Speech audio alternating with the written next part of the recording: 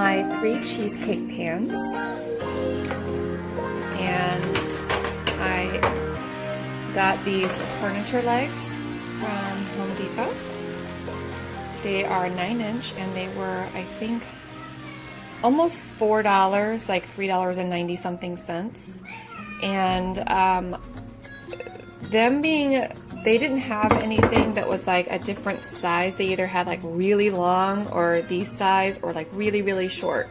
So I am going to cut one of these, or have my husband do it, and cut this so that I have a longer one and a medium-sized one. This is Hearth and Hand Magnolia, and it's just a little knob. It goes like, it hangs down actually, but I got it from Target.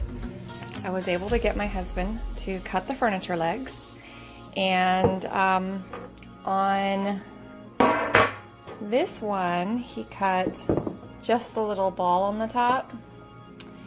And on this one, he cut this thing and the ball.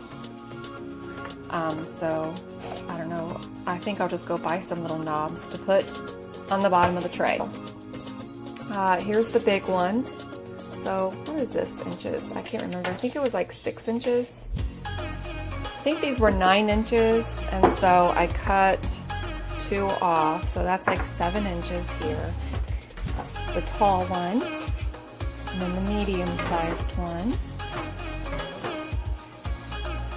and the smaller furniture leg, and then the top one, the smallest one. Look at that. I was going back and forth whether I was going to make this a 2-tier tray or a 3-tier tray, because I kind of feel like this one is a little bit too big. In, you know, diameter wise, like maybe it should have been smaller. I was gonna add this 3rd piece up here, but if I do that, then it'll hit this. So I can still put this on for when I take it out and put it in different areas of the house to decorate in, but for going under here, which is the main area where I need it to go, I'm just gonna glue these 2 on it. I can put this piece on here, and then when I take it out into other areas of the house, I can just stick it on like that. It won't be functional, but it'll be pretty. So I'm gonna do that. In order to make sure that I put my bun feet on perfectly, I measured with a dry erase marker so that I can wipe the mark off if I make a mistake. So basically I measured the pan, and this is a 10-inch in diameter, a little spot in the middle, and then turned it sideways and measured each end on the other side. Now I know exactly where to put my bun feet, like that. So now I can glue these down. And I'm gonna do the same thing to the inside to help me figure out where the exact center of this is, so that I can put this in the exact center.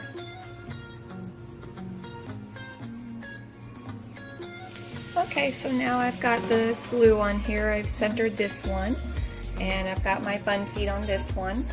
And so after these are a little bit more set, I'll go ahead and glue this one on, and then I'm gonna put the little knobs in here. So when I come back, you'll see the finished product. Okay, so here it is. It's finished. So weird on camera. It looks like this is wider than this. Is it the angle? Because it's actually smaller. Like, there we go. So it's all finished. Got the little feet on the bottom. And then I have this little thing on the top that I can put here. Like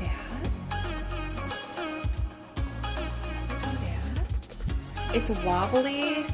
I didn't think about the fact that it would be wobbly, that the bottom is it's like a, you know, It's a flimsy tin. I didn't think about that when I was making this. So I might put like something under this, but it's very wobbly, like Jello. But still.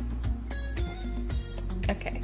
So anyway, yeah, it's done. So now all I have to do is decorate it.